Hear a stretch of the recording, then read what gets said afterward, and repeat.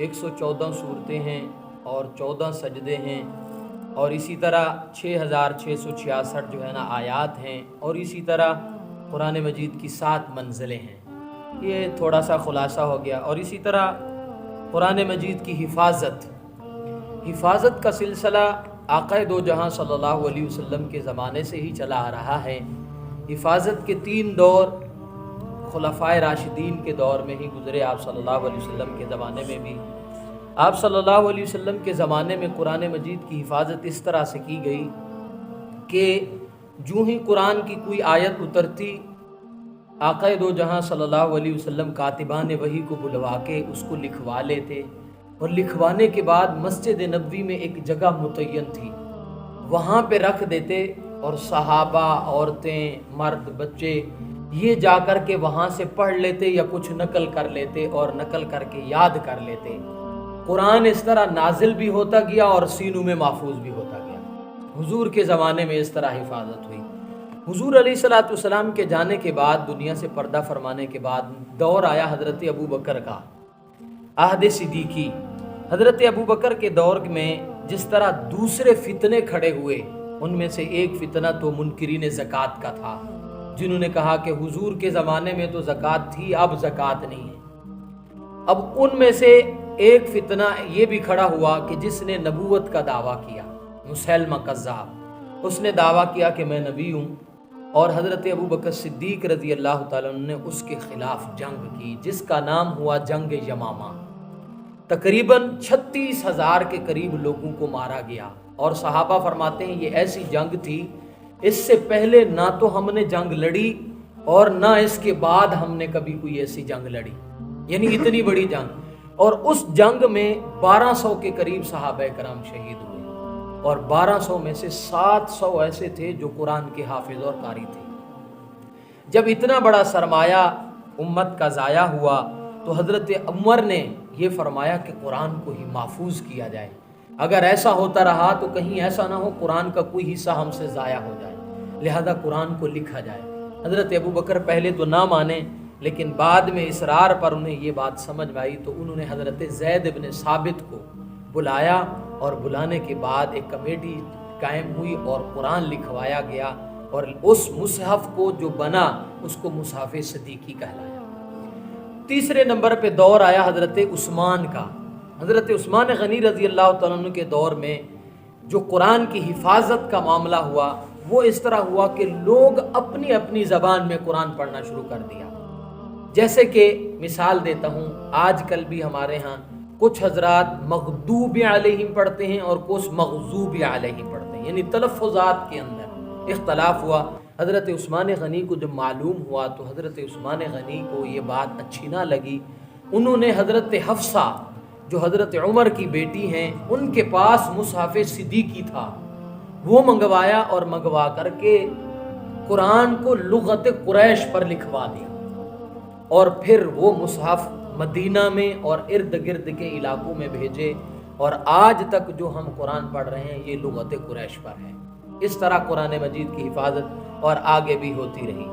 اور اس کے بعد ابھی کہ ہم نے جو پڑھنا ہے سورۃ الفاتحہ، یہ سورۃ فاتحہ یہ مکی سورت ہے، 7 آیتیں اس کی ہیں بالاتفاق۔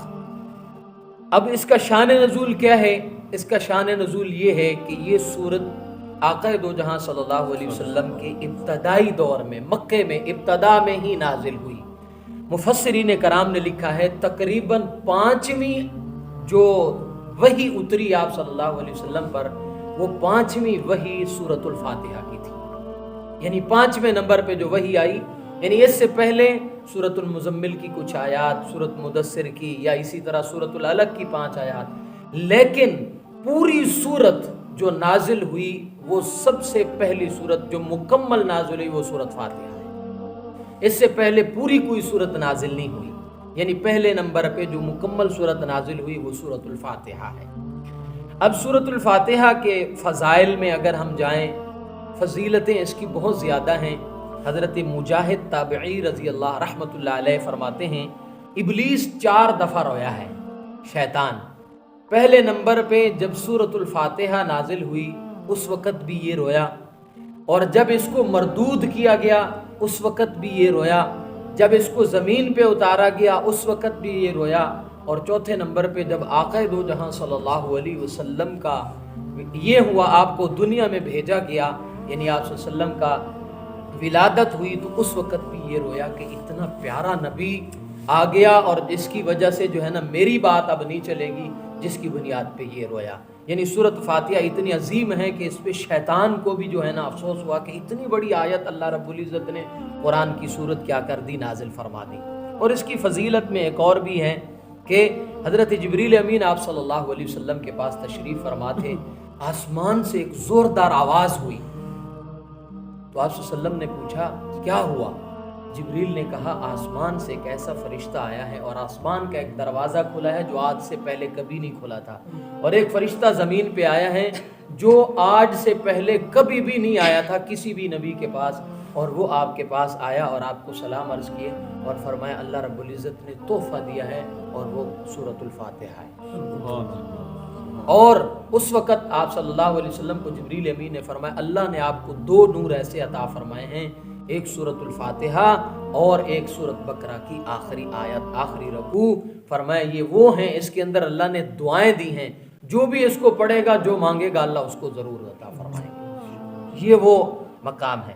اور سورۃ الفاتحہ، اب بسم اللہ الرحمن الرحیم، سورۃ الفاتحہ کی 7 آیتیں ہیں، یہ تو بالاتفاق سب کے ہاں ہیں، لیکن اس کے اختلاف ایک تھوڑا سا ہے، وہ یہ کہ بسم اللہ الرحمن الرحیم سورۃ فاتحہ کا جز ہے یا نہیں ہے۔ بعض حضرات اس میں 2 قول ہو گئے، امام شافعی اور امام اعظم حنیفہ۔ امام شافعی رحمۃ اللہ علیہ فرماتے ہیں بسم اللہ الرحمن الرحیم سورۃ فاتحہ کا جز ہے، اور غیر المغضوب علیہم ولا الضالین یہ ایک آیت ہے، اس وجہ سے 7 آیتیں بنیں۔ امام اعظم و حنیفہ رحمۃ اللہ علیہ فرماتے ہیں بسم اللہ نہ تو سورۃ فاتحہ کا جز ہے اور نہ ہی کسی اور آیت کا جز ہے، سوائے ایک مقام کے، وہ ہے 19ویں سپارے میں وَإِنَّهُ مِن سُلَيْمَانَ وَإِنَّهُ بسم اللہ الرحمن الرحیم، اس کے علاوہ اور کسی سورت کا جز نہیں ہے، بس صرف نشانی کے طور پہ ہم پڑھتے ہیں کہ یہاں سورت ختم ہوگی، یہاں سے دوسری سورت شروع ہو رہی ہے، لہذا غیر المغضوب علیہم یہ الگ آیت، ولا الضالین آمین یہ الگ آیت ہوگی، اس طرح سے 7 آیتیں بنے گی۔ اس کے بعد اب آ گیا سورۃ الفاتحہ کی قرات، یہ بھی ایک اختلافی مسئلہ ہے، لیکن اس پہ یہ نہیں ہے ایسی کوئی بات کہ جس پہ ہم اختلاف کریں، لیکن بتانا ضروری ہے سورۃ فاتحہ کو نماز میں پڑھنا کیسا ہے۔ اب اس میں بھی 3 قول ہو گئے، پہلا قول امام اعظم حنیفہ کا، دوسرا امام شافعی کا، تیسرا امام مالک رحمۃ اللہ علیہ کا۔ پہلا قول امام اعظم حنیفہ رحمۃ اللہ علیہ فرماتے ہیں سری نماز ہو یا جہری، امام آواز سے پڑھ رہا ہو یا خاموشی سے پڑھ رہا ہو، امام کے پیچھے مقتدی کسی بھی حالت میں نہیں پڑھے گا۔ امام شافعی رحمۃ اللہ علیہ فرماتے ہیں سری ہو یا جہری، جو بھی نماز ہو امام کے پیچھے مقتدی پڑھے گا۔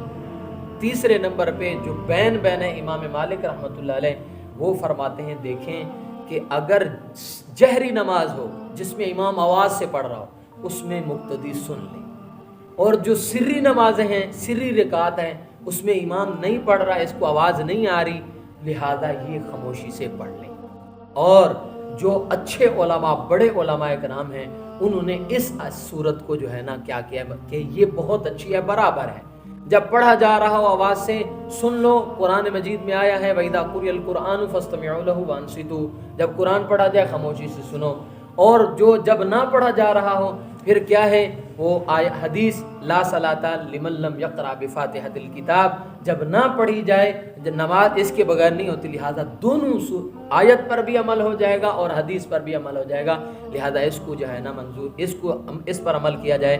اور حضرت مولانا ڈاکٹر اسرار صاحب رحمۃ اللہ علیہ وہ بھی فرماتے ہیں میرے نزدیک یہ تیسری صورت جو ہے نا بہت اہم ہے اور میں بھی اس پر عمل کرتا ہوں۔ اب دیکھیں جی الحمدللہ، اب قرآن کا اسلوب، آخری بات لمبی نہ ہو جائے، قرآن کا اسلوب کیا ہے، قرآن کس طرح سے جو ہے نا بیان کرتا ہے اور قرآن کا انداز کیا ہوتا ہے۔ یاد رکھیں 2 چیزیں، ایک فطرت سلیمہ اور نمبر 2 انسان کی عقل، اگر سلیم العقل ہو، یہ 2 چیزیں اگر کسی انسان کی باقی ہوں، فطرت سلیمہ پہ آقا دو جہاں صلی اللہ علیہ وسلم نے فرمایا کوئی بھی انسان، کوئی بھی بچہ جب پیدا ہوتا ہے وہ فطرت سلیمہ پر ہی پیدا ہوتا ہے. اس کے ماں باپ اس کو یا تو یہودی بنا دیتے ہیں یا عیسائی بنا دیتے ہیں، لہذا وہ پیدا فطرت سلیمہ پہ ہی ہوتا ہے. اور نمبر 2، اگر اس کی عقل باقی ہو تو وہ انسان جس کی عقل بھی باقی ہو اور سلیم الفطرت ہو، یہ انسان خود اللہ اس کو اتنا عقل دیتا ہے کہ یہ خود اتنا ضرور پہچان لیتا ہے کہ اس دنیا اور کائنات کا چلانے والا کوئی ہے اپنی عقل کی بنیاد پہ. باقی قرآن، تورات، زبور، انجیل اس کے اندر کا جو شعور ہے، اس کے اندر کی جو عقل ہے اس کو جگاتے ہیں.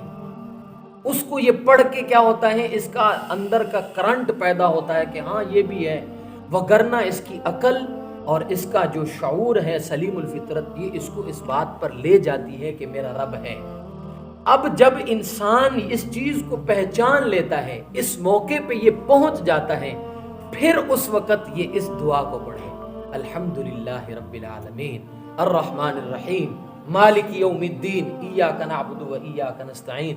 اس مقام پر جب یہ پہچان کے پڑھتا ہے کہ اللہ میں نے تجھے جان لیا، میں نے تجھے پہچان لیا، اس کے بعد جب یہ اللہ رب العزت کے سامنے پڑھتا ہے تو پھر اس کا مزہ اور اس کی چاشنی ہی کچھ اور ہوتی ہے.